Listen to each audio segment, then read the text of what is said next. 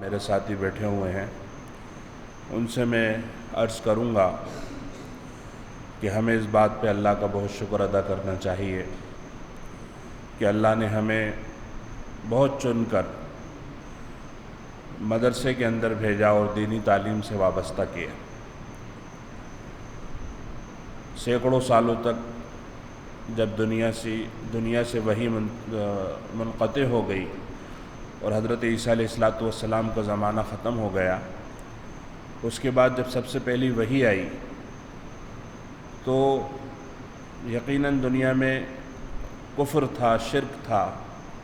دنیا میں شراب خوری تھی، زناکاری تھی، ہر قسم کی برائیاں تھیں، انسانیت جاکنی کے عالم میں تھی۔ تو سب سے پہلا جو حکم آیا وہ یہ آیا کہ اقرأ بسم ربک الذی خلق، پڑھو اس رب کے نام سے جس نے ساری کائنات کو بنایا۔ اس انداز سے یہ ثابت ہوتا ہے کہ کتنا اہم کام ہے پڑھنا پڑھانا اور تعلیم حاصل کرنا، اللہ نے ہمیں اس میں لگایا ہے۔ میں یہ آیت ایک جگہ پڑھ رہا تھا تو ایک صاحب اعتراض کرنے لگے بعد میں کہ تم مولوی لوگ کچھ بھی ثابت کرنے لگتے ہو، کہنے لگے کہ یہ آیت توحید کی ہے اور تم نے تعلیم کی بنا دی، کہ یہ تو توحید کا سبق ہے کہ پڑھو اللہ کے نام سے جس نے ساری کائنات کو پیدا کیا۔ تو میں نے کہا کہ اگر یہ آیت صرف توحید کی ہوتی تو آگے الذی علم بالقلم علم الانسان ما لم یعلم نہیں ہوتا۔ تو یہ ہے کہ تعلیم سلیقے کے ساتھ اگر تعلیم کسی بھی قوم کے اندر پائی جاتی ہے تو وہ ہدایت کے قریب ہوتی ہے۔ اگر ہمارا ہندوستانی سماج بھی جتنا پڑھا لکھا سماج ہے، اس سے یہ زیادہ امید کی جا سکتی ہے کہ وہ اسلام کے قریب پہلے آئے گا بنسبت ان لوگوں کے جو پڑھے لکھے نہیں۔ تو بہر اللہ نے اتنے اہم کام میں اللہ نے ہمیں لگایا ہے، اس پر ہمیں خوب اللہ کا شکر ادا کرنا چاہیے۔ میرے آقا صلی اللہ علیہ وسلم نے دو ٹوک فرمایا،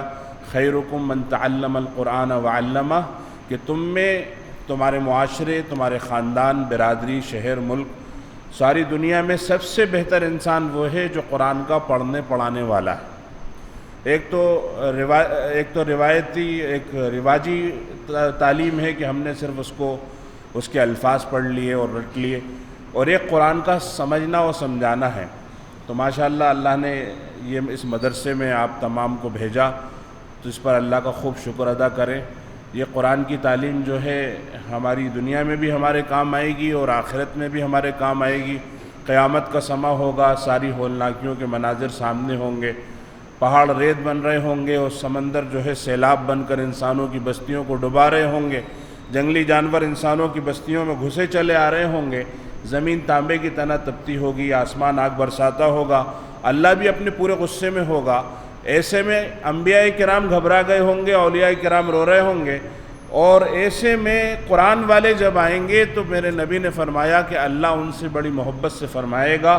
اقرا، قرآن پڑھو، ورتقی، اور جنت کے درجوں پہ چڑھو، ورتل کما کنت ترتل فی الدنیا، اور ایسے ہی ٹھہر ٹھہر کر پڑھو، اچھے انداز میں پڑھو جیسے تم دنیا میں پڑھتے تھے۔ فإن منزلک عند آخر آیۃ تقرؤها، تمہارا مقام مرتبہ وہیں پر ہے جہاں تک تم پڑھتے چلے جاؤ۔ یہ قرآن والا 6500 آیتیں پڑھے گا، جنت کے 6500 درجوں پہ چڑھے گا، فردوس بری کا باسی ہوگا، محمد مصطفیٰ کا پڑوس ہوگا، اور رحمان کا عرش اس کے گھر کی چھت ہوگی۔